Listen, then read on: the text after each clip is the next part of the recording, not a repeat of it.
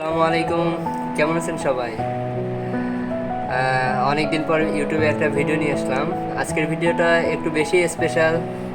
দেখি অনেকে আমার ভিডিওগুলো দেখেন কিন্তু সাবস্ক্রাইব করেন না। আপনাদের কাছে একটি বিশেষ অনুরোধ, যারা যেখান থেকে আমার ভিডিও দেখবেন, ভালো লাগলে কমেন্ট করবেন, লাইক শেয়ার করবেন এবং সাবস্ক্রাইব করবেন। আজকের ভিডিওটা আগে বলছি একটু বেশি স্পেশাল। আজকের ভিডিওটা হচ্ছে এমন একটা টপিকস নিয়ে, যেটা আপনারা হয়তো ইউটিউবে অনেক আগেই খুঁজছেন, কিন্তু এই টপিকস নিয়ে স্পেসিফিক এই টপিক্সের উপর কোনো ভিডিও নাই। আজকের ভিডিওটা হচ্ছে আমাদের স্কুল, কলেজ বা ভার্সিটি লাইফের সবার একটা ফার্স্ট ডে থাকে। এই ডেতে আমরা অনেকে চাই কিছু বলতে, কিন্তু অনেকে সাজিয়ে গুছিয়ে কথাগুলো বলতে পারে না। তাদের জন্য স্পেশালি আজকে একটা ভিডিও নিয়ে আসলাম। সো আমরা ভিডিওটা আমি আমার মতো করে যেভাবে গুছিয়ে লিখতে পেরেছি সেভাবেই আপনাদেরকে বলছি। আপনাদের যেটুকু ইনফরমেশন লাগবে আপনারা সেইটুকু এখান থেকে নিতে পারেন। যেমন আমরা যখন একটা স্পিচ দিব, প্রথমে স্পিচটার প্রথম অংশে একটা কবিতা থাকতে পারে, হালকা কিছু বক্তব্য থাকতে পারে, এবং পরবর্তীতে যারা উপস্থিত আছেন তাদেরকে সম্বোধন করতে পারেন, এবং তারপর থেকে আপনার মূল স্পিচটা শুরু হবে। আমি যেভাবে আমার কলেজ লাইফে স্পিচটা দিয়েছি সেটা হচ্ছে, প্রথমে একটা কবিতা ছিল। কবিতাতে ছিল এমন যে, এসো হে নবীন, এগিয়ে চলো অবিরাম অন্তহীন, ভোরের সূর্যের প্রথম আলো, স্বপ্ন ডানা মেলে অগ্নি হৃদয়ে ঢালে। কবিতাটা দেওয়ার পর হালকা কিছু বর্ণনা বলেছিলাম। বর্ণনাটা হচ্ছে, একদিকে আনন্দ উৎস মুছে না দেওয়ার জন্য বৃষ্টির কাছে আকুতি, আর অন্যদিকে 10টি বসন্তের হৃদয় হারানো মান, অভিমান, প্রাপ্তি, প্রত্যাশা, পাওয়া না পাওয়া এবং আনন্দ বেদনার ঢেউ যখন স্মৃতির বেলাভূমিতে আসতে পড়ে, তখনই আজকের নবীন বরণের আয়োজন।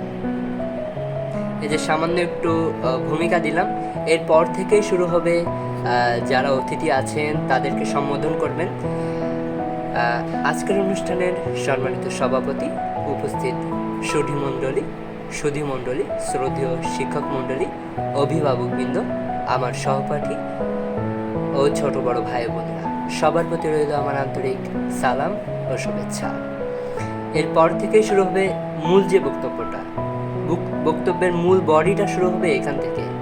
যেমন আমার ভার্সিটি, যেটা আমি ভার্সিটির দিনে যে বক্তব্যটা দিয়েছিলাম, আমি আমার ভার্সিটি থেকে মেনশন করেই কথাগুলো বলছি। আপনারা যে যে প্রতিষ্ঠান বা শিক্ষা প্রতিষ্ঠান, কলেজ বা ভার্সিটিতে আছেন, সেখানে তাদের ভার্সিটির নাম, কলেজের নাম বা বিদ্যালয়ের নামগুলো মেনশন করে দেবেন।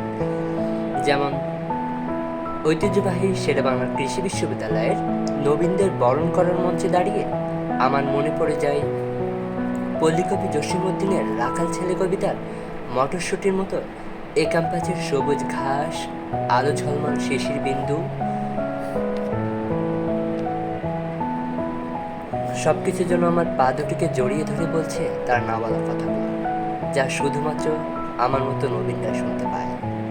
এখানকার আকাশ, বাতাস, সৈকত, নদী সবই যেন বলছে, তোমরা এসো আমাদের ভুবনে। এখানে নেই সংখ্যা বা চিন্তার দিন, এখানে সময় ভাবনাহীন। এখানে হাজার ফুলের দোলায় দুলতে দুলতে জ্ঞানের প্রদীপ জেলে মানবতার সেবার ব্রত নিয়ে যদি এখান থেকে ফিরে যেতে পারি, এজন্য এক বুক আশা নিয়ে এলাম জ্ঞান পিপাসা নিবারণ করতে। আমরা আমাদের শিক্ষকদের কাছ থেকে চাই সঠিক পথের দিশা, যেন আমাদের সফলতার তীরে যেন আমাদের আশার তরী সফলতার তীরে ভিড়তে পারে। আমাদেরকে এমন শিক্ষা দিবেন যেন আমরা অন্যায়ের কাছে মাথা নত না করি, যেন আমরা অন্যায় দর্শনে নীরব দর্শক না হই। কারণ আমরা জানি, silence is the biggest crime against humanity. আমরা পেসিমিস্ট হতে চাই না, হতে চাই অপটিমিস্ট, হতে চাই রিয়েলিস্ট, হতে চাই ক্রিয়েটিভ। আমরা আর্টিফিশিয়ালিস্ট হতে চাই না। আমাদের উদ্দেশ্য পূরণে আপনার হবেন অগ্রণী, অগ্রগামী ও অগ্রদূত। আপনারা আমাদের হৃদয়ে সত্যের পরশ বুলিয়ে দেবেন, কারণ একজন বিশিষ্ট লেখক বলেছেন, লেগে থাকো সৎভাবে, স্বপ্ন যায় তোমারই হবে। পরিশেষে বিশ্বকে নিয়ে আনমনে যারা ভয়ঙ্কর খেলা খেলছে তাদের হাত থেকে বিশ্বকে রক্ষা করতে চায়, গড়তে চায় সৌহার্দ্য ও সহমর্মিতার সেতু, বিভেদের দেওয়াল নয়। নবীনদের উদ্দেশ্যে কবির ভাষায় পরিশেষে বলতে ইচ্ছা করছে, এসেছে শতক পুষ্পের দল, করেছি তাদের বরণ, হাতে হাতে শোভা হবে তাদেরই মন। ভিডিওটা ভালো লাগলে সবাই লাইক, শেয়ার এবং কমেন্ট করবেন। সবাইকে ধন্যবাদ।